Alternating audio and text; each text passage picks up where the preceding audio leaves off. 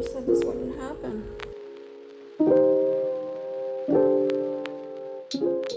Hello, so today I'm making a Swiss roll as part of my homework for the class that I'm taking with Claire Saffitz online on studio.com. Technically for the class, we're supposed to be very creative with our baking and sort of modify what she does and tweak it with different flavors to make it our own.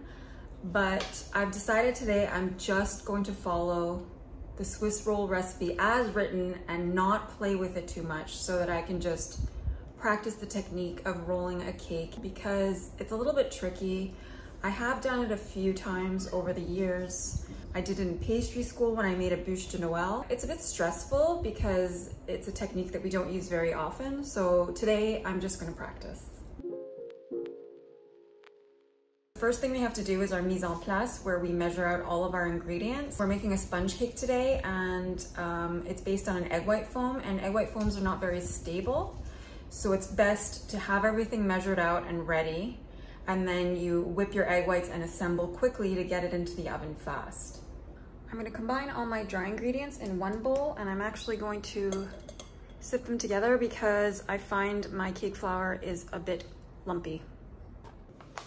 For the cake flour, I'm using cake flour from nuts.com because in Canada, or maybe it's just Quebec, I don't know, we don't actually have cake flour in the stores. We only have pastry flour, and I think that it has a higher protein content than cake flour.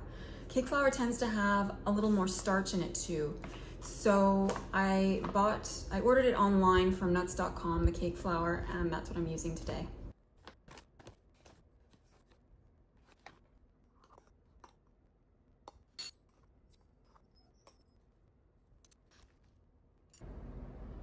I'm gonna hold back the salt because it doesn't go through my strainer, and I'm gonna first sift through the dry ingredients, then I'll add the salt.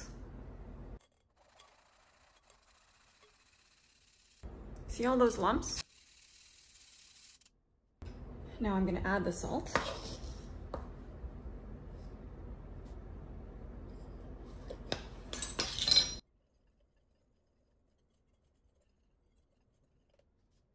Of course, I used the wrong bowl, so we're gonna have to do a bowl swap.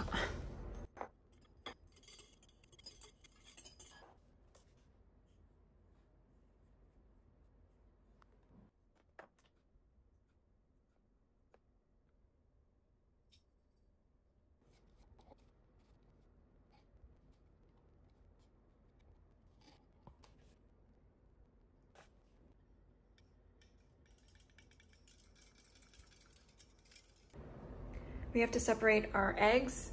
Cold eggs are easier to separate, so these are just from the fridge.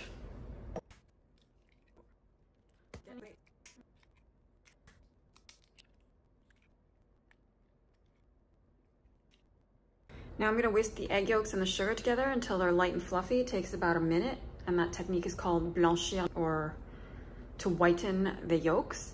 Then I'm gonna stream in the oil, the buttermilk or sour cream mixture, and some vanilla, and finish with the dry ingredients. Okay, so I whisked the egg yolks and the sugar till they were light and fluffy. Then I streamed in the oil, so it looks like this. It's quite ribbony.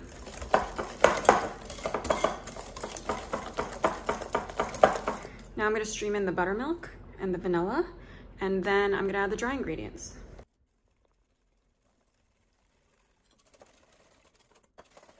It was a little lumpy because I used sour cream, but I think it'll be okay.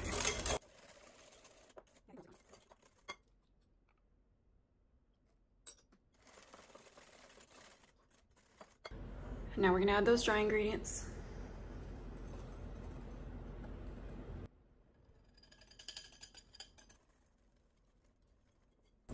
Whoop, of course I spilled. It's gonna make a bit of a paste, I think. It's gonna thicken up because the flour absorbs the liquid.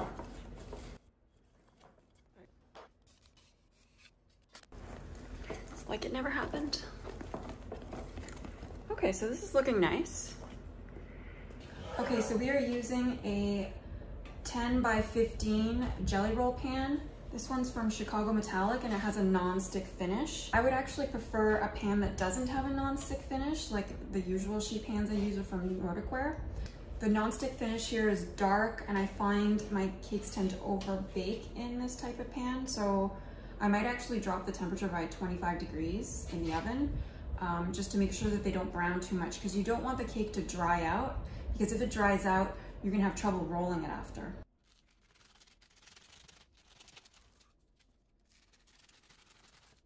So you're gonna wanna line the pan with parchment, and just to help it stick, I'm gonna use a little canola oil.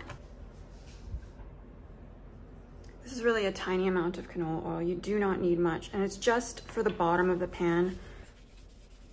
You just wanna give the parchment paper something to stick to.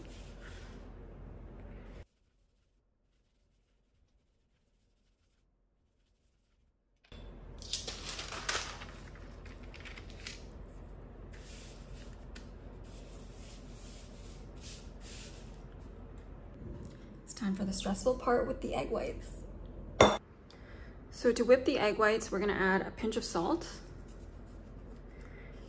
I think that helps break up the proteins.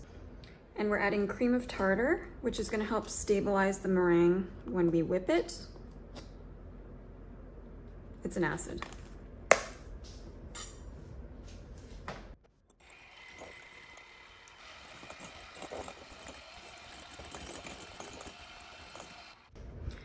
Now that we've achieved a foam and we've broken up those proteins, we're gonna start incorporating the sugar.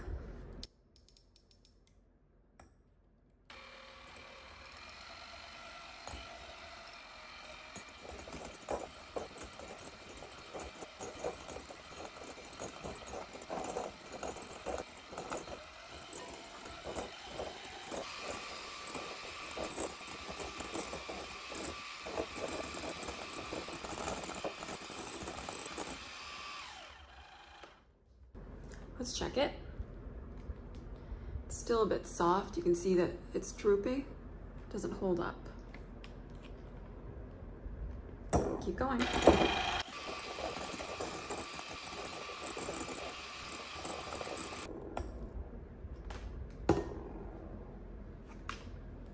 think we're there. I'll do a couple more minutes, but I think we're there.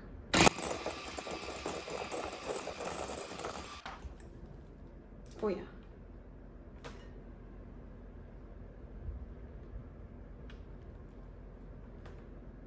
So now we're going to use a big spatula to fold the two mixtures together, and we're going to do it gradually, probably in like 3 portions.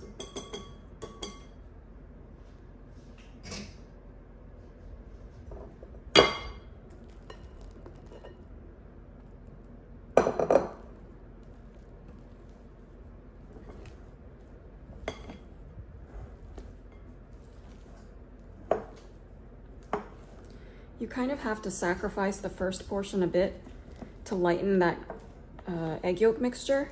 And then once the textures of the meringue and that egg yolk mixture become more and more similar, they'll be easier to fold together.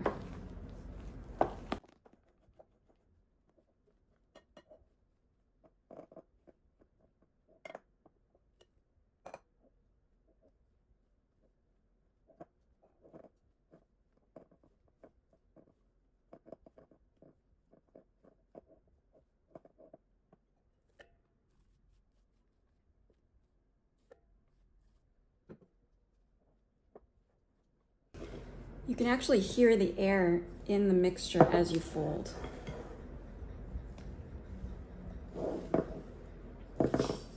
You want to be gentle.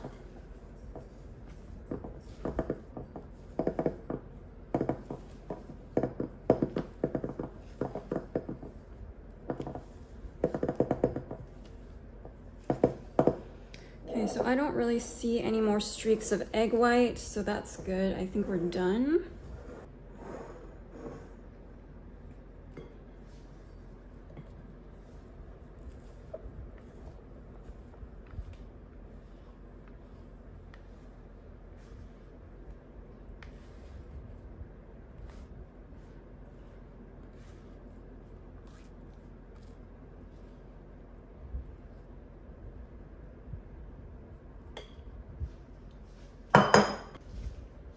mini offset spatula to smooth it out from edge to edge.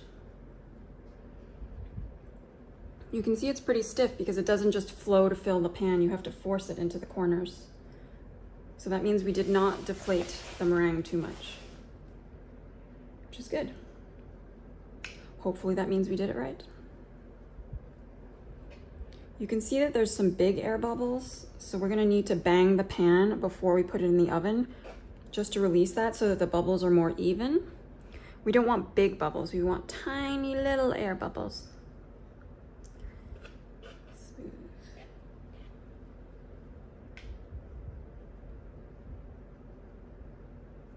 You really want it to be leveled at this stage because otherwise your Swiss roll is going to be uneven.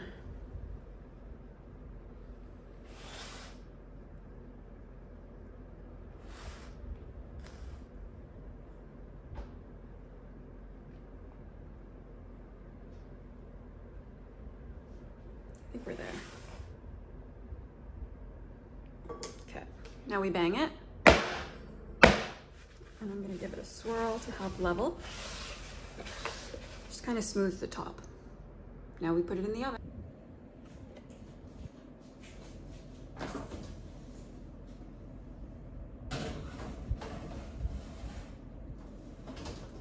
While the cake is in the oven baking, you need to prepare a cooling rack and a towel so that we can pre-roll the cake so that it can cool in that Swiss roll swirled shape, and it'll help you roll it after without cracking.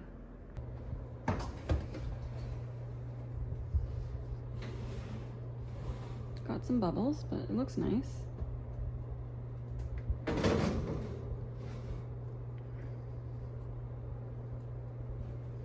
gonna give it one more minute. It's starting to pull away from the sides, so I want to get it out. Okay, so now comes the stressful part. We gotta get it out of the pan. So I'm gonna run a knife along the edges just to loosen it. It's starting to pull away, but I'm just gonna help it.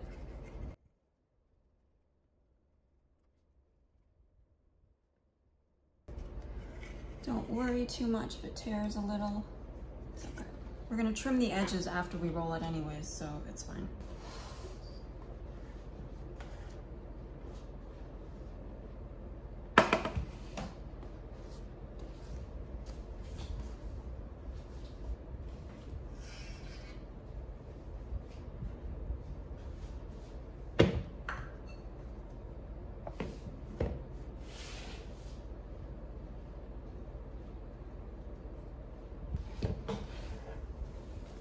There we go. Everything's fine.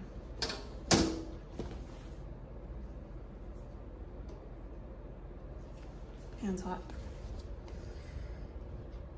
Whew. So beautiful. Now we're gonna tear the parchment away. Gently, gently. And then we're gonna roll it.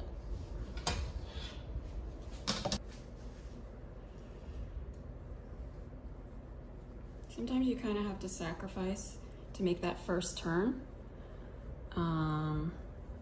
Just do it. You just go for it. There you go. Now we have a roll, and we're gonna cool it seam side down to try and help it like hold that shape well. Once it's cooled, we'll be able to fill it. And in the meantime, we'll make the whipped cream. So I know I said I wasn't going to fiddle with the recipes today, but I only have leaf gelatin and I'm supposed to use powder gelatin. So I'm going to use half a sheet of gelatin that I'm going to soften in cold water, just like you would powdered gelatin. And then I will squeeze out the excess water, and then I'm going to melt it on the stove with a touch of milk just to get it completely melted and warm. And then I'm going to use that to stabilize the whipped cream. Okay, to soften leaf gelatin, this is a leaf of gelatin here. You just put it in cold water for like 5 minutes. Then when it's soft, you should be able to squeeze it out like a towel. It's really very easy to work with. And then you melt it over low heat just like regular gelatin, and then we're gonna incorporate it in the cream to stabilize it. This way, when we whip the cream and we roll the cake and chill it, the whipped cream will not weep. I don't know if you can see, but the gelatin is starting to soften. So it's like more pliable now. It'll be easier to melt after.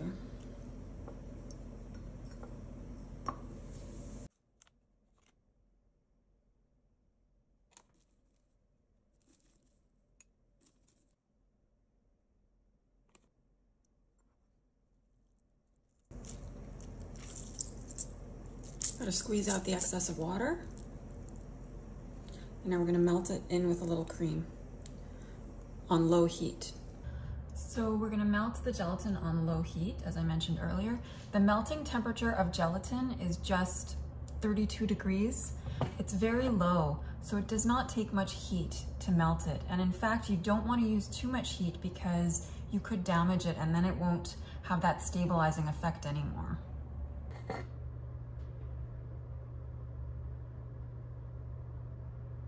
So now it's starting to melt. You can see it's starting to lose its shape and become more fluid.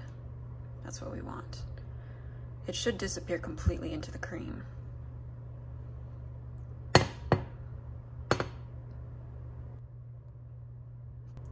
Once it's melted and it's completely disappeared, we're gonna let this mixture cool down a little bit because you don't wanna add a hot liquid to cold whipped cream.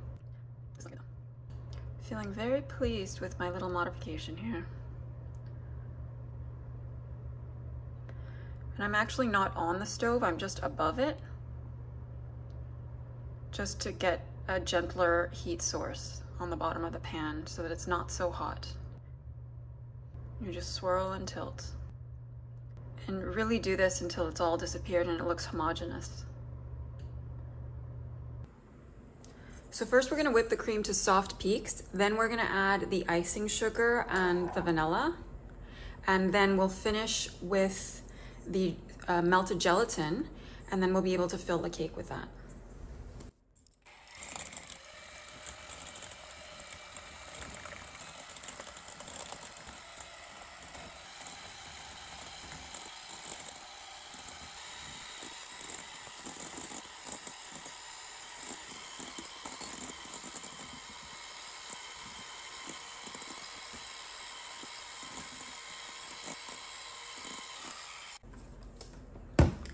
Okay, so it's pretty much at soft peaks now.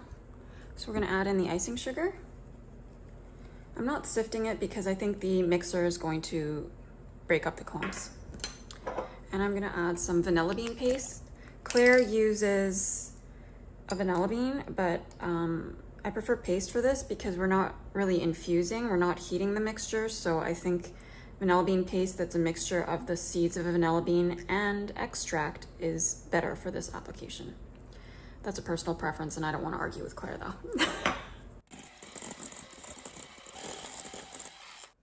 Okay, now it's starting to get more firm, so we're going to add in the gelatin that's been melted in cream.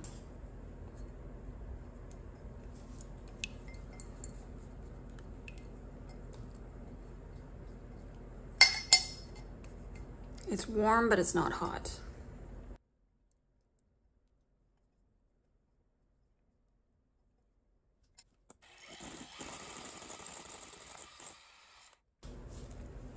So now it's firm, but it's not over whipped, which is perfect.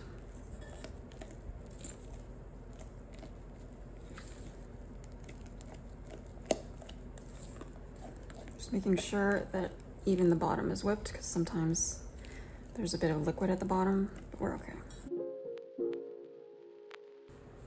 So now we're gonna unroll our Swiss roll that's been cooling. There we go. Did not crack.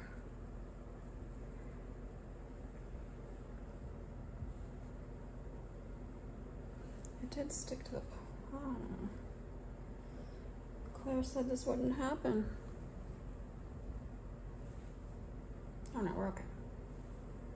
the end. The end got a bit moist. Okay, let's fill it with cream.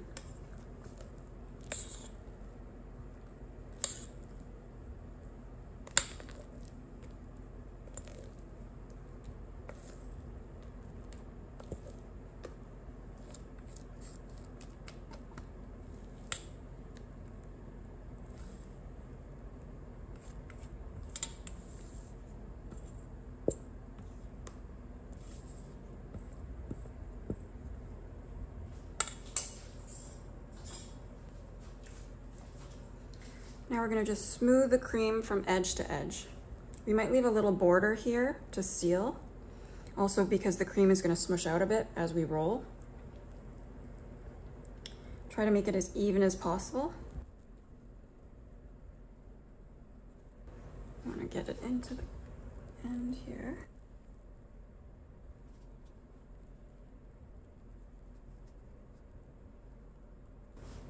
You have to whip the cream firm enough so that it doesn't totally like squish out as you roll it. Yeah. Don't worry too much about the edges because we're gonna trim before we serve, so.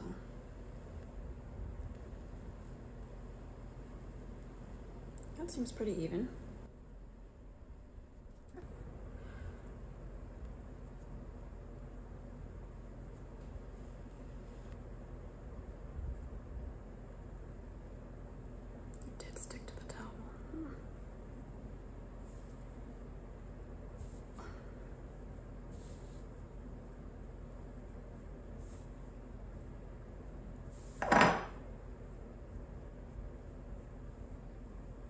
And then leave it seam side down.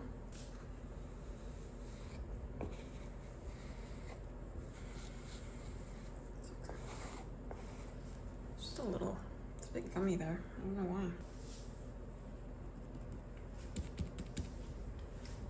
Okay. I think my seam is here, so I'm gonna roll it that way. We're gonna put it in the fridge.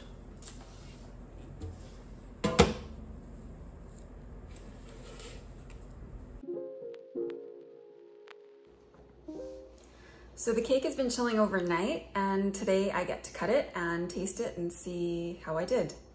Obviously yesterday did not go as planned. My cake stuck to the towel when I was rolling it, and so I'm guessing that the outer surface of the cake is gonna look a little maybe lumpy because it lost little bits of cake.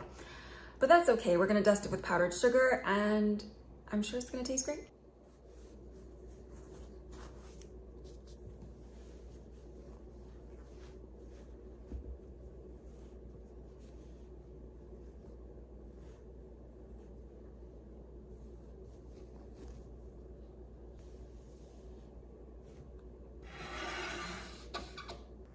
Now we're just gonna dust it with powdered sugar. Just gonna make it look so much better.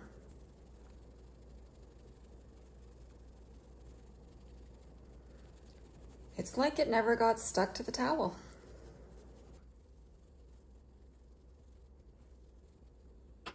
Now I'm gonna trim off the ends to make it more even. I'm using a serrated knife.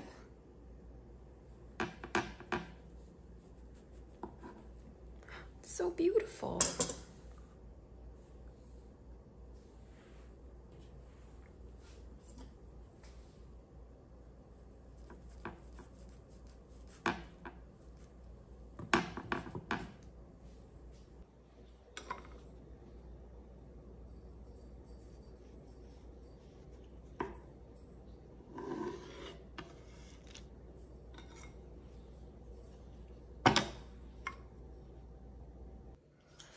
Okay, so now the moment of truth.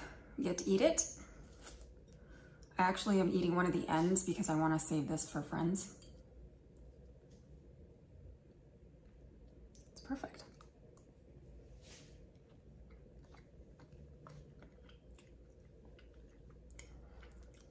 Okay, so I would totally do this again. I think it's delicious. It does taste like a matcha latte, like buttery, creamy, tea flavored. It's very lovely.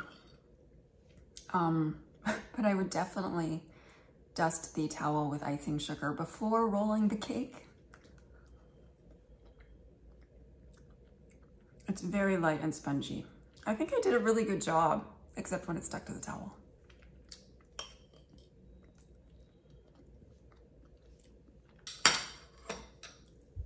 So next week we're making pies and tarts, I think. I have no idea exactly what we're making yet. I haven't really read the curriculum fully, so it's gonna be a surprise, I guess.